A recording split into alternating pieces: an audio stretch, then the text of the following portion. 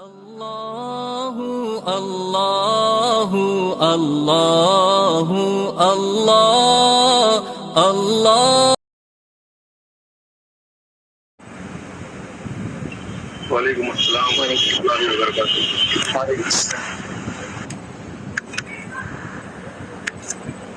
ان الحمد لله نحمده ونستعينه ونستغفره ونعوذ بالله من شرور انفسنا ومن سيئات اعمالنا. من يهده الله فلا مضل له ومن يضلل فلا هادي له واشهد ان لا اله الا الله وحده لا شريك له واشهد ان محمدا عبده ورسوله. اما بعد فإن خير الحديث كتاب الله وخير الهدي هدي محمد صلى الله عليه وسلم وشر الأمور محدثاتها وكل محدثة بدعة وكل بدعة ضلالة وكل ضلالة في النار. محترم حاضرین و حاضرات، ناظرین و ناظرات، سامعین و سامعات، اللہ رب العالمین کا فضل اور اس کا احسان ہے کہ تقریباً 20 دنوں کے غیبوبت کے بعد لگ بھگ اللہ رب العالمین نے دوبارہ ایک جگہ پر ہمیں اور آپ کو مل بیٹھنے کا شرف نصیب فرمایا اور اس بات کی توفیق دی کہ ہم دوبارہ صحیح سالم ایک جگہ پر جمع ہو سکیں. اللہ تعالی ہماری اس مجلس کو مبارک کرے، علم دین سیکھنے اور اس کے مطابق عمل کرنے، اس کی دعوت عام کرنے اور اس راستے میں آنے والی مصیبت اور تکلیف کے اوپر اللہ رب العالمین ہمیں اور آپ کو صبر کرنے کی توفیق نصیب فرمائے. جیسا کہ آپ سب کو معلوم ہے کہ یہ اصول ثلاثہ کا درس ہے اور اللہ رب العالمین کے فضل اور اس کے احسان سے ہم ایمانیات پہ گفتگو کر رہے تھے. اس سے قبل جہاں ہمارا درس بند ہوا تھا اور اس کے بعد عشرہ ذی الحجہ کے تعلق سے گفتگو ہم لوگوں نے شروع کی تھی، وہ دجال کے تعلق سے ہماری گفتگو چل رہی تھی اور دجال کے تعلق سے یہ گفتگو ایمان بالیوم الآخر کے باب میں کی گئی تھی کہ ایمان بالیوم الآخر کا کیا مطلب ہے، آدمی آخرت کے اوپر ایمان لائے، اس سے کیا مراد ہے. یہ گفتگو ہو رہی تھی اور اس میں یہ مقدمات اور یہ علامات قیامت یا قیامت کی نشانیاں اور ان نشانیوں میں سے کچھ نشانی قریب کے ہیں، کچھ نشانی بعید کے ہیں، یہ ساری کی ساری گفتگو آپ کے سامنے آ چکی تھی. امید ہے کہ یہ باتیں آپ کے ذہن میں وقت گزر جانے کے بعد بھی تازہ ہوں گی. ہاں، یہ اگر نہیں ہے تو ایمان بالیوم الآخر کو سرسری طور پر ایک مرتبہ پھر سے پڑھا دیں. جیسا آپ لوگ حکم دیجیے گا انشاءاللہ ویسے ہی کام کریں گے. بتائیے.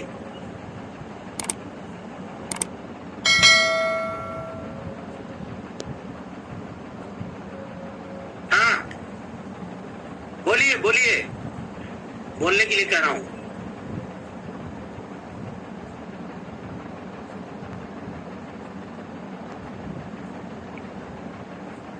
میری آواز نہیں جا رہی ہے کیا آپ لوگوں تک؟ لکھی ہوئی ہے لیکن پورے نہیں آ رہی آواز؟ ہاں، تو میں یہ پوچھ رہا ہوں آپ لوگوں سے، آپ لوگ جو پڑھنے والے لوگ ہیں، آپ تمام سے یہ پوچھ رہا ہوں، کیا ایمان بالیوم الآخر سے گفتگو کو دوبارہ دہرا دیں یا آگے چلیں؟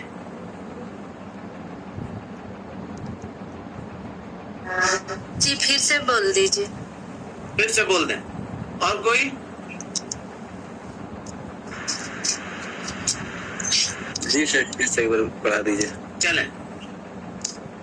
باقی لوگ اگر چپ ہیں تو اس کا مطلب یہ ہے کہ وہ لوگ بھی ہاں کہہ رہے ہیں، کیونکہ اگر نہ کہتے تو بول دیے ہوتے. ایمان بالیوم الآخر اس کا تذکرہ ہے کہ اللہ کے نبی صلی اللہ علیہ وسلم نے حدیث جبریل میں بیان فرمایا، حضرت جبریل علیہ السلام کے سوال کے اوپر کہ ایمان کا کیا مطلب ہے، تو آپ نے کہا ان تؤمن باللہ، اللہ کے اوپر ایمان لاؤ، व मलाइकतिही, फरिश्तों के ऊपर ईमान लाओ। ये सब पे गुफ्तगू हो चुकी है। अल्लाह पे ईमान लाने का क्या मतलब है? फरिश्तों के ऊपर ईमान लाने का क्या मतलब है? अन तु'मिना बिल्लाहि व मलाइकतिही व कुतुबिही, उसके किताबों के ऊपर ईमान लाओ।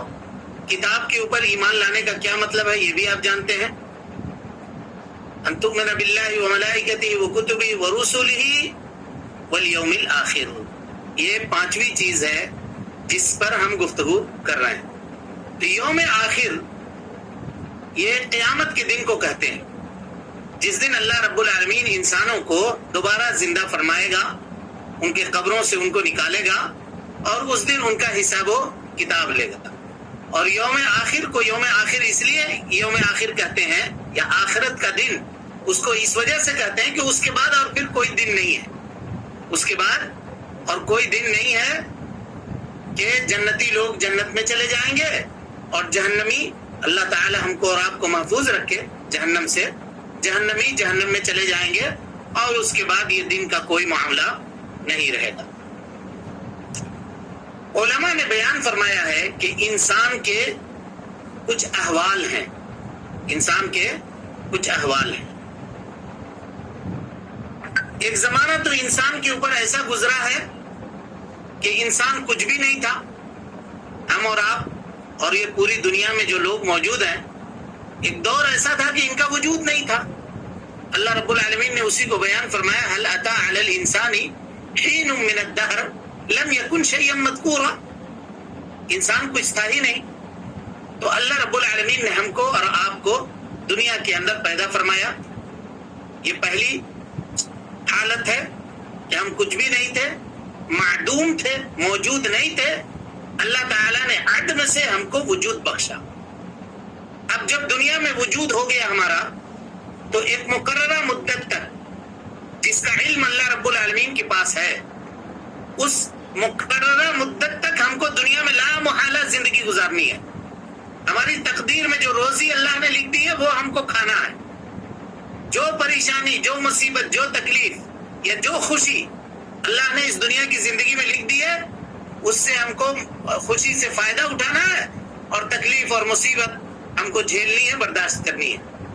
अल्लाह ताला अगर सब्र की तौफीक देता है तो उसके ऊपर सब्र करना है, ताकि अल्लाह रब्बुल आलमीन अजर अजीम से हमें और आपको नवाजे। तो ये दुनिया की जिंदगी, ये इंसान की दूसरी हालत हुई। तीसरी हालत इंसान की यह है कि एक दिन वो मर जाएगा और मरने के बाद उसको उठा करके दफन कर दिया जाएगा, कब्र के अंदर उसको दाखिल कर दिया जाएगा, डाल दिया जाएगा। ये उसके जिंदगी की तीसरी हालत हुई। समझ रहे हैं? ये तीसरी हालत हुई उसके जिंदगी की। और फिर उसके बाद अल्लाह रब्बुल आलमीन एक मुकर्ररा मुद्दत कब्र के अंदर गुजारने के बाद, और वो कितनी मुद्दत है, कितना लंबा वक्फा है, इसका सही इल्म अल्लाह रब्बुल आलमीन के पास है। क़यामत के मुताल्लिक कोई शख्स नहीं जानता, सिर्फ अल्लाह ताला को मालूम है। फिर अल्लाह ताला एक वक्त आएगा जब सारे लोगों को कब्रों से उठा करके खड़ा करेगा, जिंदा करेगा उनको और मैदान हश्र में जमा करेगा, हश्र के मैदान में, और फिर वहां पर उनसे हिसाबो किताब लेगा। है ना? ये चार अहवाल हैं। ये सारे के सारे अहवाल में से ये आखिरी बात जो हमने आपके सामने कही है, ये और इससे पहली वाली चीज यानी कब्र की बात, ये यौम आखिरत के ईमान लाने में दाखिल है। जैसा कि हमने शुरू से आपके सामने ये बातें रखी थी कि ईमान बिल आखिरत चार चीजों के ऊपर ईमान लाने से मुकम्मल होता है। उससे कबल ईमान बिल यौमिल आखिर का माना क्या है उसको समझते हैं। कहते हैं ईमान बिल यौमिल आखिर का माना यह है कि इंसान ये पुख्ता यकीन रखे, तस्दीक जाजिम रखे उन दलाइल के ऊपर जो यौम आखिरत के ताल्लुक से और इंसान के मरने के बाद के अहवाल के मुताल्लिक कुरान और हदीस के अंदर बयान की गई है कि कब्र में दाखिल कर देने के बाद उसके साथ क्या अहवाल पेश आएंगे, फिर कब्र से उठाने के बाद उसके साथ क्या अहवाल पेश आएंगे, और इसी तरीके से उसका हिसाब व किताब लिया जाएगा। पास हो गया तो जन्नत में जाएगा, फेल हो गया हिसाब व किताब में تو جہنم میں جائے گا. ان تمام چیزوں کے اوپر اس کو ایمان رکھنا ہے. چونکہ یوم آخرت کی شروعات انسان کے موت سے ہوتی ہے، انسان کی موت سے ہوتی ہے، تو اسی لیے ہمیں عذاب قبر کو بھی یوم آخرت، عذاب قبر اور نعیم قبر یعنی قبر کے اندر دی جانے والی عذاب اور قبر کے اندر دی جانے والی نعمتوں کا تذکرہ بھی ایمان بالیوم الآخر کے اندر کرنا ہے. سمجھ میں آ گئی بات؟ اس طرح سے، کیونکہ اللہ کے نبی صلی اللہ علیہ وسلم نے فرمایا کہ انسان جب مر گیا تو سمجھیے کہ اس کی قیامت قائم ہو گئی. اب یہاں سے اس کی ایک زندگی، کیونکہ بتایا کہ انسان کی زندگی کے یہ حالات ہیں. ایک تو وہ زندگی ہے جو ہم دنیا میں ابھی موجود ہیں، دوسری زندگی جو مرنے کے بعد ہمارے اور آپ کے ساتھ ہونے والا ہے، جو قبر کی زندگی ہے، جس کو برزخ کہتے ہیں، عالم برزخ. اور پھر تیسری زندگی ہماری اور آپ کی شروع ہونے والی ہے اور پوری دنیا کی انسانوں کی شروع ہونے والی ہے، جس کو عالم آخرت کہتے ہیں. یہ تین زندگی کا تصور شریعت اسلامیہ لوگوں کے سامنے پیش فرماتی. ان احوال کے جاننے کا نام ایمان بالیوم الآخر ہے.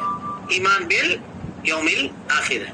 اور ایمان بالیوم الآخر چار چیزوں کے اوپر ایمان لانے سے مکمل ہوتا ہے. سب سے پہلی چیز کوئی بتائے؟ آپ کو بتا چکا تھا میں پہلے. جو لوگ اصول ثلاثہ میں پرانے ہیں وہ بتائیں.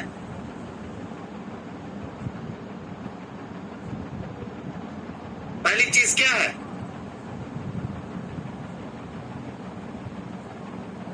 الایمان بالقبر وما يحدث فيه. قبر کے اوپر ایمان لانا، چاہے قبر میں عذاب دیا جاتا ہو یا قبر کے اندر ثواب دیا جاتا ہو، اس کے اوپر ایمان لانا. اور قبر میں جو کیفیت پیدا ہوگی انسان کے دفن کر دینے کے بعد، جو صحیح احادیث سے ثابت ہے، اس کے اوپر ایمان لانا. اس کے بعد دوسری چیز الایمان بالبعث ومقدماته. اللہ رب العالمین مرنے کے بعد انسان کو دوبارہ زندہ فرمائے گا، اس کے اوپر ایمان لانا. تیسری چیز الایمان بما یکون فی الیوم الآخر. آخرت کے دن، قیامت کے دن جو کچھ ہوگا ان چیزوں کے اوپر ایمان لانا، چاہے اس کا تعلق حساب سے ہو، چاہے اس کا تعلق جزا سے ہو، چاہے اس کا تعلق سزا سے ہو، یعنی جنت کے تعلق سے، جہنم کے تعلق سے، ان چیزوں کے اوپر ایمان لانا. اور پھر اسپیشلی طور پر چوتھی چیز جس سے ایمان بالآخرہ کی تکمیل اور مکمل، ایمان بالآخرہ کے اوپر ایمان مکمل ہوتا ہے، وہ ہے الایمان بالجنت والنار. آدمی جنت کے اوپر اور جہنم کے اوپر ایمان لائے. یہی چار چیزیں ہیں نا جی، جس سے ایمان بالیوم الآخر مکمل ہوتا ہے. ہاں بولیے کیا بات ہے؟ بہت خاموشی چھائی ہوئی ہے آج.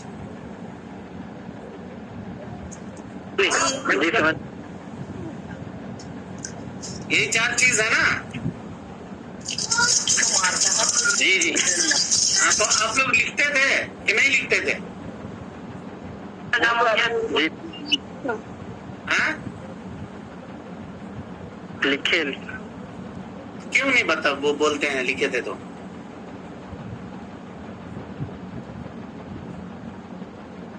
ہاں جی.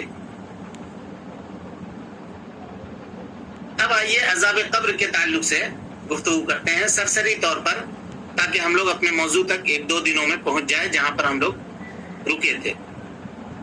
کہتے ہیں کہ وہ احادیث جو عذاب قبر کے اوپر دلالت کرتی ہیں، یعنی وہ صحیح احادیث، کیونکہ بہت ساری حدیثیں اس تعلق سے ایسی ہیں جو ضعیف ہیں، جو درست نہیں ہیں، جن سے استدلال کرنا درست اور صحیح نہیں ہے. اور عذاب قبر یا آخرت کی منزلوں میں سے سب سے پہلی منزل ہے. اللہ کے نبی جناب محمد رسول اللہ صلی اللہ علیہ وسلم نے فرمایا ان القبر اول منازل الآخرہ. قبر آخرت کے منزلوں میں سے سب سے پہلی منزل ہے. فإن نجا منہ، اگر انسان اس میں نجات پا گیا، انسان کی زندگی قبر کی زندگی میں آسان کر دی گئی، تو فما بعدہ ایسر منہ، اس کے بعد جو زندگی اس کے سامنے آنے والی ہے وہ اس کے لیے آسان ہے.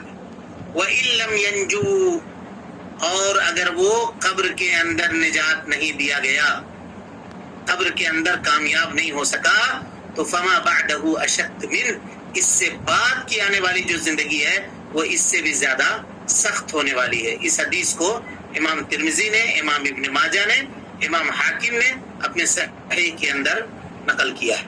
تو ایمان بالآخرت کے لیے یہ ضروری ہے کہ ان احادیث کے اوپر، ان دلائل کے اوپر آدمی پختہ یقین اور ایمان رکھے جو قبر کے عذاب کے تعلق سے اور قبر کی نعمتوں کے تعلق سے، میت کے سوال و جواب کے تعلق سے اللہ کے نبی جناب محمد رسول اللہ صلی اللہ علیہ وسلم نے بیان فرمائے ہیں۔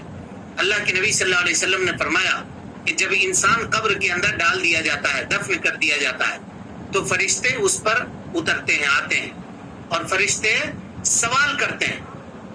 فرشتے اس سے سوال کرتے ہیں۔ کس چیز کا سوال کرتے ہیں بتائیے؟ یہ سب پڑھ چکے ہیں آپ لوگ۔ کس چیز کا سوال کرتے ہیں؟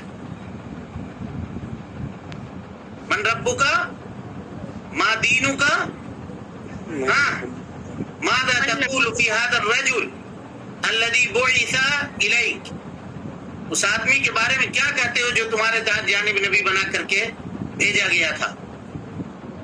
یہ 3 سوالیں ہوتی ہیں، اور ابو داؤد کی ایک روایت کے مطابق کہ چوتھا سوال ہوتا ہے وما یدریک، تم نے یہ چیزیں کہاں سے جانی، کہاں سے تم کو پتہ چلا، یہ جواب تم نے کہاں سے سیکھا؟ تو وہ یہ کہتا ہے کہ اللہ رب العالمین نے کتاب نازل کی تھی قرآن مجید، میں نے قرآن مجید کو پڑھا، نبی صلی اللہ علیہ وسلم کے احادیث کو پڑھا، اور اس جواب کو ہم نے وہاں سے سیکھا ہے، اور یہ جواب میں دے رہا ہوں۔ سمجھ میں آ گئی بات؟ جی سر۔ ہاں، تو یہی سوال و جواب جو ہے نا، فرشتوں کا سوال و جواب جو قبر کے اندر میت سے کیا جائے گا، اسی کو کہتے ہیں فتنہ قبر۔ کیا کہتے ہیں؟ فتنہ قبر۔ اور اس میں میرے بھائی لوگ 2 مقامات سے گزرتے ہیں، 2 مقامات سے گزرتے ہیں۔ پہلا مقام تو یہ ہوتا ہے کہ ایک انسان جس نے دنیا کی زندگی اللہ رب العالمین کی عبادت میں، اللہ رب العالمین کی عبادت میں گزاری تھی، توحید کا اقرار کیا تھا، توحید کو خالص کیا تھا، وہ اللہ رب العالمین کے اس امتحان میں، فرشتوں کے سوال و جواب میں وہ کامیاب ہو جاتا ہے، تو اس کی زندگی اچھی گزرتی ہے۔ اور دوسرا شخص یہ ہوتا ہے کہ فرشتوں کے سوال و جواب میں وہ کامیاب نہیں ہو پاتا، اور اس کی زندگی عذاب کے اندر، تکلیف کے اندر، نقمت کے اندر، اور طرح طرح کی مصیبت اور پریشانی کے اندر گزرتی ہے۔ اللہ رب العالمین ہم کو اور آپ کو اس مصیبت اور اس پریشانی سے محفوظ رکھے گا۔ دنیا میں بعض لوگ ایسے ہیں، کچھ فرق ایسے ہیں جو عذاب قبر کا اور نعیم قبر کا انکار کرتے ہیں۔ وہ یہ کہتے ہیں کہ انسان جب مر جائے گا تو قبر کے اندر اس کے ساتھ عذاب وغیرہ کا کوئی معاملہ نہیں ہوگا، اس کو نعمتوں سے اللہ رب العالمین قبر کے اندر نہیں نوازے گا، یہ دعویٰ کرتے ہیں۔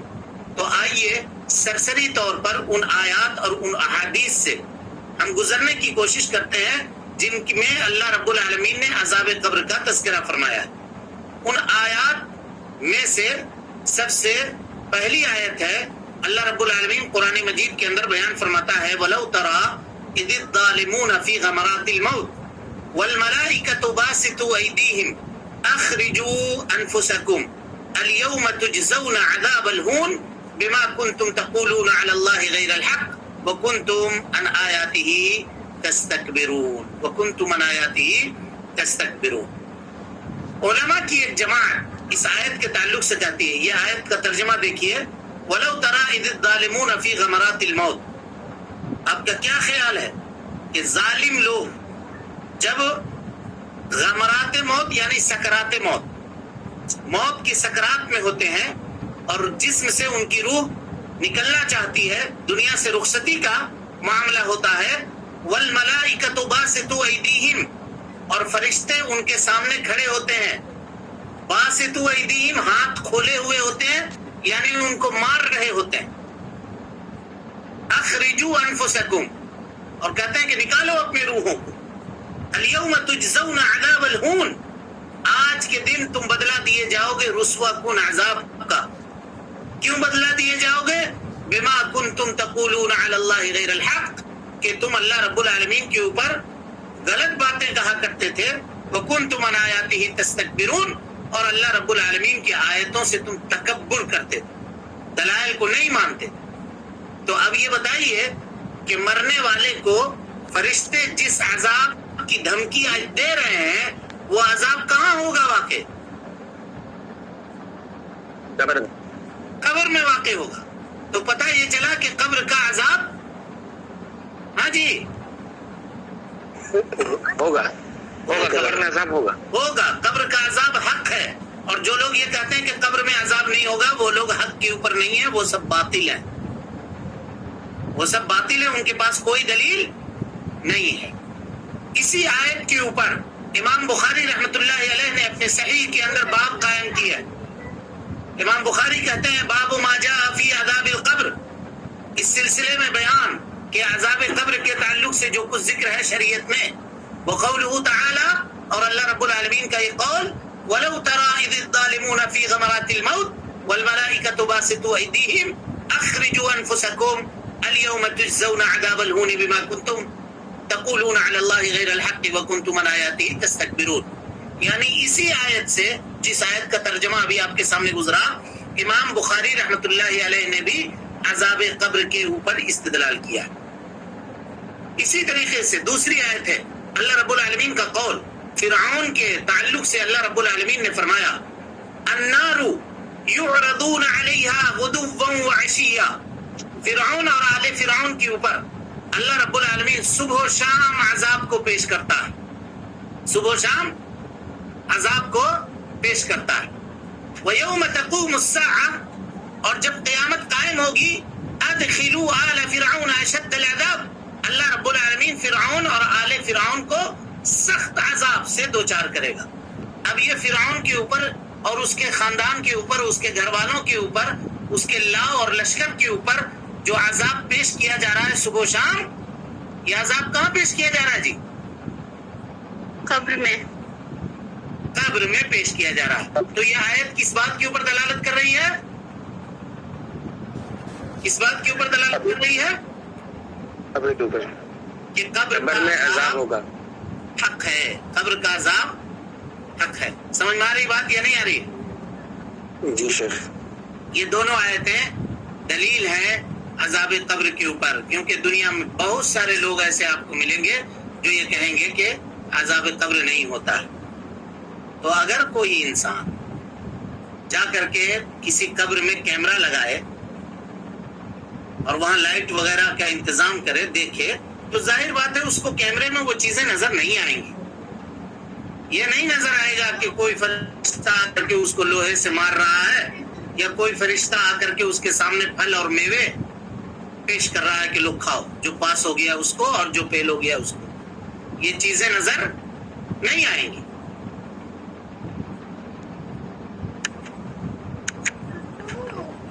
لائٹ چلی گئی ہمارے یہاں.